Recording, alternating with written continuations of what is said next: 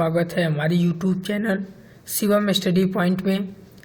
आज हम पाइथन के सेकेंड सीरीज पे हम आए हैं।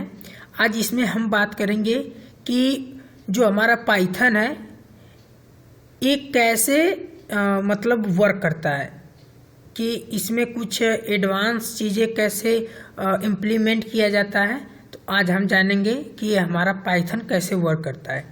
तो सबसे फर्स्ट नंबर पे हम चलते हैं कि पाइथन में जो हमारा पाइथन होता है वो बाइट कोड होता है। बाइट कोड का मतलब कि जब भी हम कोई इंटरेक्शन देते हैं उसे, तो वो हमेशा हमें बाइट कोड में ही जनरेट करता है। जैसे byte code represent the fixed set of interaction created by Python developers representing all type of operation like arithmetic operator, comparison operator, memory related operation etc. Means जब हमारा पाइथन होता है, इससे क्या होता है कि जब हमारा बाइट कोड क्रिएट होता है तो हमें उसे प्रेजेंट करना पड़ता है कि किस टाइप से हमें देना है। जैसे इसमें हमने दिया ऑपरेटर में, देखिए ऑपरेशन में like arithmetic operation, comparison operation और मेमोरी रिलेटेड। मीन्स जैसे अगर हमें अगर अर्थमेटिक से जोड़ या प्लस या माइनस या सब्ट्रैक्शन इन सब से करना है तो ये क्या करते हैं, हम वो मतलब ऑपरेशन करते हैं कि ये चीज़ होना चाहिए। उसके बाद कंपैरिजन भी करते हैं कि इन दोनों के बीच में क्या आना चाहिए। तो ये सारे क्या होता है, हमारा सी में एक बाइट कोड जनरेट करता है, रिप्रेजेंट करता है कि हमें इस टाइप से इसको बनाना है।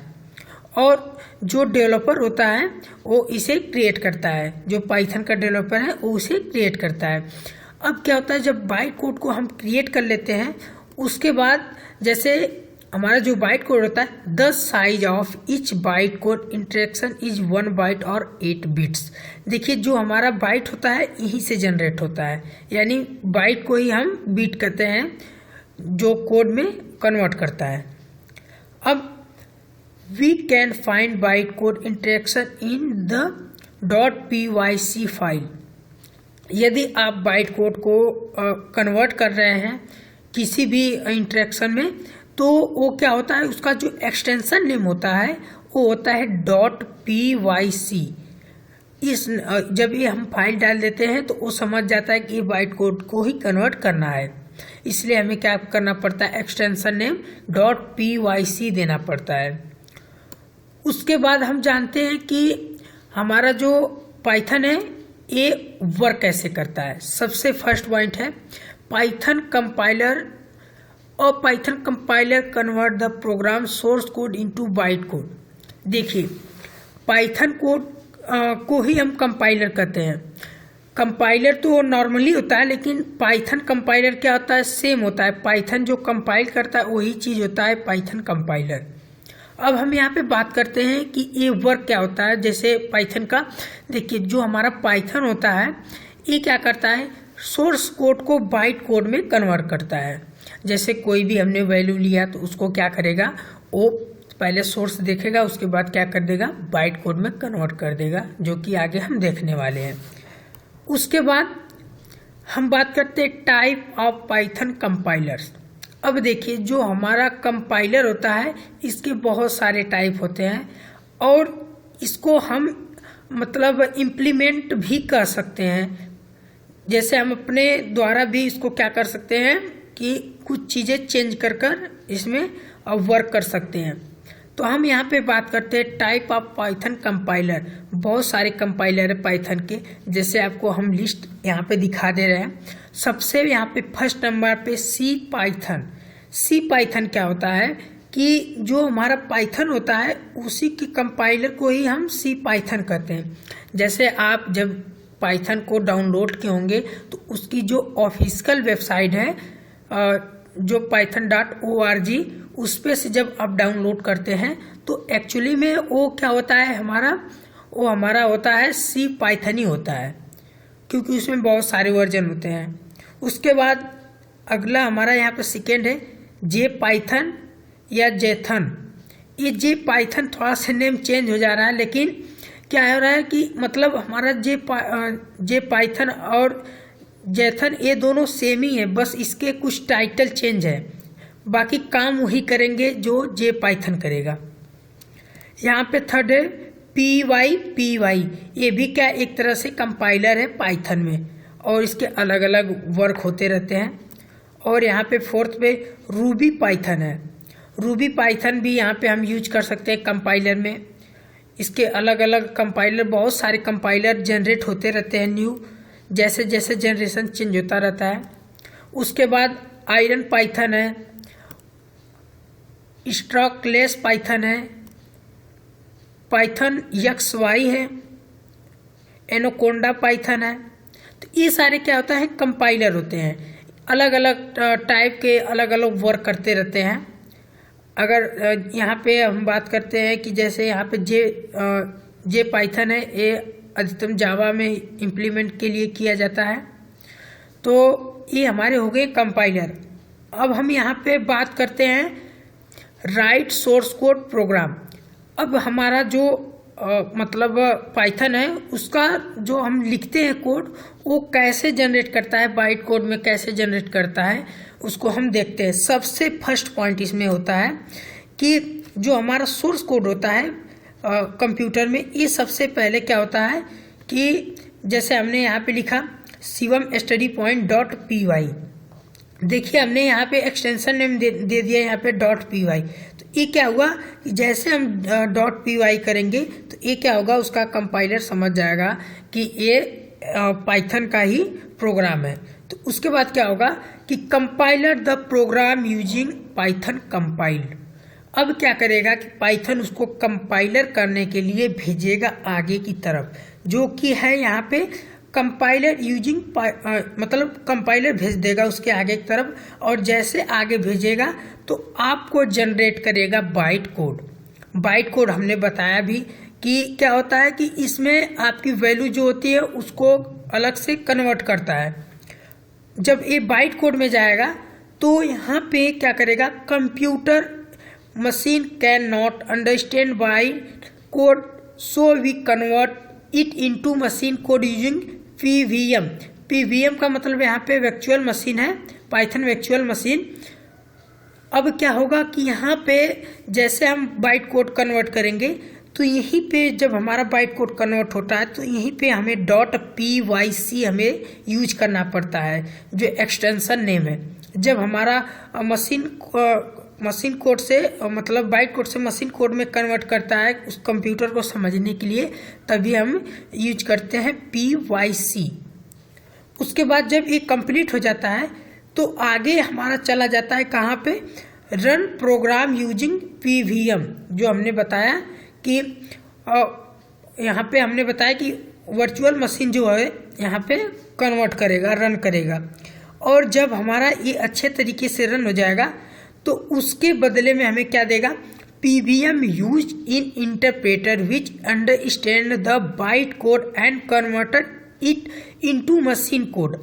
जो हमारा PVM होता है ये हमारा क्या करेगा, बाइनरी कोड या मशीन कोड में उसे कन्वर्ट करेगा, जो होता है इंटरप्रेटर।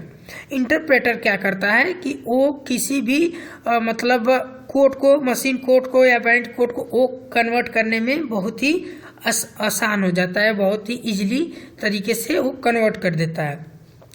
जब ये पूरी तरीके से कंप्लीट हो जाता है तो उसके बाद मशीन कोड से आगे चला जाता है। Machine code interaction are then execute by the processor and result out display. अब ये क्या करेगा, प्रोसेसर पे जाएगा, उसके बाद इन सारे जितने स्टेप दिए हैं उसको फॉलो कर कर आगे बढ़ेगा। उसके बाद आपको रिजल्ट में क्या आएगा, कंप्यूटर आपको क्या दे देगा, आउटपुट जनरेट कर देगा कि आपका ये कोड है। तो इस तरीके से क्या करेगा, आउटपुट शो कर देगा। अब एक बार और थोड़ा सा इस प्रोग्राम को समझते हैं, सबसे पहले कैसे वर्क कर रहा है। तो सबसे पहले आपको जैसे यहाँ पे देखिए, यहाँ पे दिया हुआ है सबसे फर्स्ट नंबर पे राइट सोर्स कोड प्रोग्राम। देखिए अब इसको हम जो हमारा प्रोग्राम उसको तो लिखेंगे, तो क्या करेगा, उसके बाद हमें यहाँ पे जो यहाँ पे दिया हुआ है सोर्स कोड पाइथन, ये क्या करेगा, सबसे पहले इसका एक्सटेंशन नेम यहाँ पे हमें देना पड़ेगा। उसके बाद क्या करेगा, कंपाइलर के यहाँ उसको बाइट कोड को सेंड करेगा और जैसे बाइट कोड वहाँ पे सेंड होगा तो इसका जो एक्सटेंशन नेम है वो हो जाएगा .pyc। उसके बाद जब हमारा यहाँ पे जनरेट हो जाएगा बाइट कोड, उसके बाद जब ये कंप्यूटर में भेजता है या जो भी हमारा मतलब सिस्टम है उसमें जब भेजता है तो वो क्या करता है, मशीन कोड को समझता है। तो वो क्या करता है, जब मशीन कोड को वो कोड नहीं मिल पाता है तो हम एक इंटरप्रेटर का यूज करते हैं, कन्वर्टर कंपाइलर का। तो ये क्या करेगा कि एक यहाँ पे यूज कर देगा PVM। ये क्या करता है कि ये सीधे हमारा इंटरप्रेटर को कंपाइलर की तरह जोड़ देता है, और जब ये जोड़ता है तो ये मशीन कोड को मतलब बाइट कोड को मशीन कोड में अप डाउन करता रहता है, और फाइनली रिजल्ट में आपको आउटपुट में जो आना रहता है वो डिस्प्ले कर आ जाता है। जैसे अगर हम एग्जांपल एक तरीके से आप कहें, जैसे सोर्स कोड यहाँ पे दिया है, जैसे आपने सपोज यहाँ पे एक एडिशन का प्रोग्राम बना रहे हैं, तो आप क्या करेंगे, एडिशन प्रोग्राम बनाने के लिए आप पाइथन में और जैसे 5+6 करेंगे, तो यहाँ पे 5+6 करेंगे तो वो सबसे पहले हमने तो कर दिया 5+6, लेकिन उसको क्या करेंगे, हम सेव करेंगे। जैसे हम सेव करेंगे, अगर हमारा मतलब न्यू सेल ले रहे हैं तो उसको हमें एक्सटेंशन नेम देने की ज़रूरत नहीं है, लेकिन अगर हम सेल पे वर्क कर रहे हैं तो हमें यहाँ पे एक्सटेंशन नेम देना ज़रूरी होता है। तो हम क्या करेंगे, एक्सटेंशन नेम अगर देंगे तो py देते हैं।